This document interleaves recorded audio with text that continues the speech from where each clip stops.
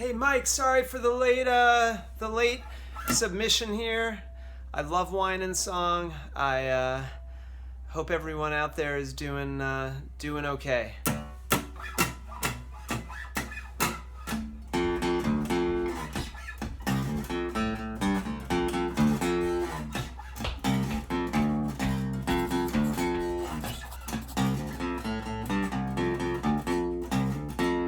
My name's Gregory McLoughlin, and I'm a musician and a dad, and I've been recording and releasing music for over 10 years as a solo artist, but I've never made an album before. So I've got tons of singles out, and I've been playing gigs nonstop for the last couple decades in the area, but I've never actually made a full-length album. So this is my first full-length album under my own name, my first artistic statement as Gregory McLoughlin. You've been releasing music for over 10 years. What finally inspired you to release your first album? Well, for a while I didn't want to because it seemed like too much money for too little reward. Except I reached a point that I had so many songs and I just felt like I needed to make a definitive artistic statement. And once I had that idea in my mind, I just felt like I had to do it. On the surface, doing great. Bass is the only instrument I ever played. I started playing when I was in high school, but I didn't really take it seriously. I just kind of played with a few friends, and I started playing it because it was only 4 strings versus 6 strings. It seemed easier. Honestly, I didn't even know what bass was when I started playing with it. It just was one of those things like, oh, that would be cool. Let me try to learn an instrument.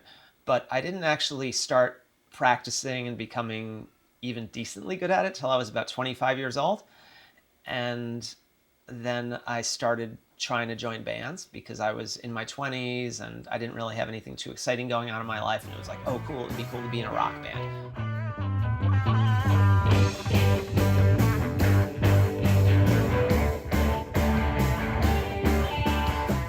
So I started joining bands and getting kicked out of bands because I wasn't very good, and then practicing harder.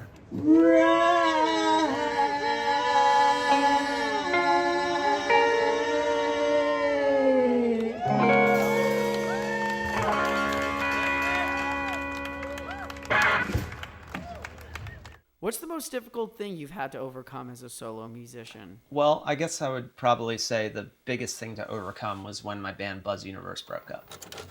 And that was around 2012. And I mean, I was the person who managed the band. I was the person who got us all of our bookings. I wrote a little bit of the music, but not much of the music. And I was obsessed, and I was completely convinced that this was the band that could just go to the stratosphere. And there were signs that we could. There definitely were. We had, some really big festival gigs. We had legitimate buzz in the music world at different points, and I didn't want the band to break up. And that was devastating, and that was very hard to get over. And then I took a songwriting class, and I discovered myself as a songwriter. Life in Jersey is great. I had written a little bit in the past, but I would just say that process of taking a songwriting class and then realizing that I could actually do something on my own, apart from the band I was in, where I was the sideman, and make my own statement as my own artist, that in a way was just a way of overcoming that, and that opened up a completely new world to me. Maybe it's a new day, maybe I'll find my way. Maybe it's a new day, maybe I'll find my way back home. I mean, every single week when I go and play at Symposia Bookstore, you don't know how many people are going to show up. Sometimes it's a handful, sometimes it's a dozen. And to have a venue right in the heart of town that cares about what I'm doing enough to give me an opportunity every single week is very special. As it approaches, there definitely are moments where I'm like, oh, I have to load my system. I have to get it down out of my apartment into my car. I got to find parking. I got to load it into the venue. But yesterday is a good example. When I showed up at Symposia yesterday, they were playing some sort of perfect jazz music in the background. And I was a little stressed out all week about whatever it was I'm dealing with in life. And when I got there and I started setting up, I was just in my happy place. And I thought to myself, I'm just battling the normal problems that everyone is battling in life right now, except it's 5 o'clock on a Wednesday, and I have a venue that's waiting for me to set up and create my art for whoever happens to be there.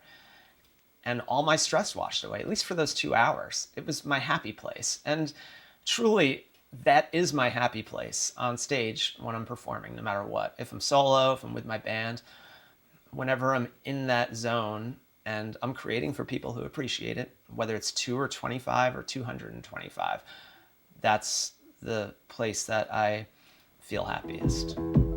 Big boat dead broke. Ask me my opinion. Big boat. Find another minion. Dead broke.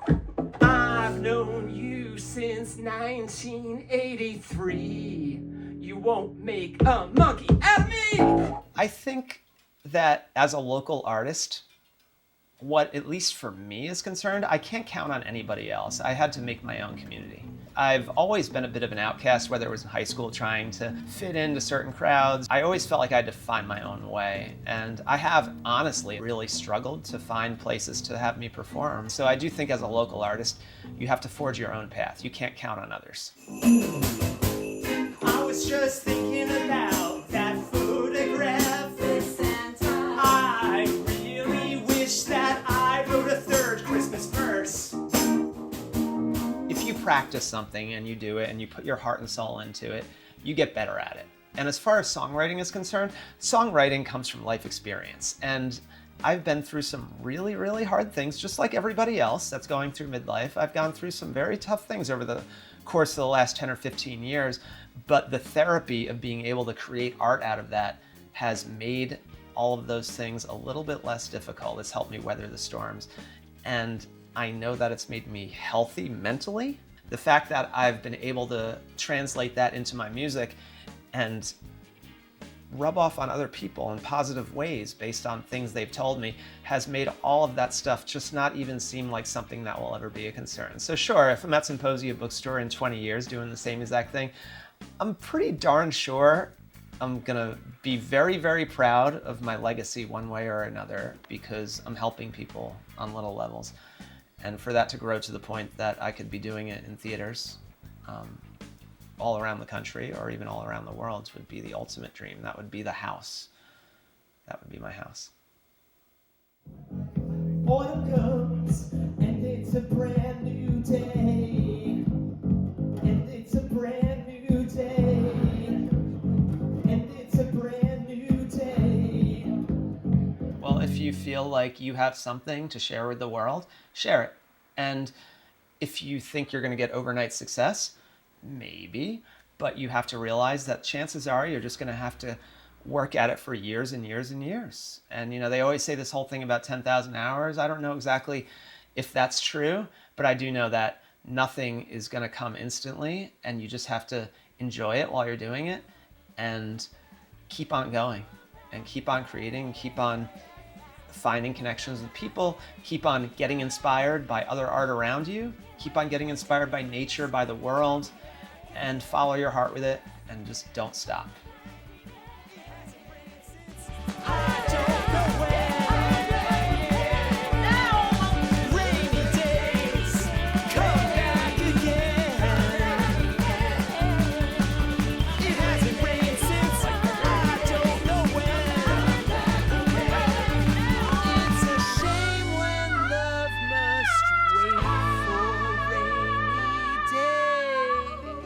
Definitely gonna be doing that on a rainy day. So that's why you're here.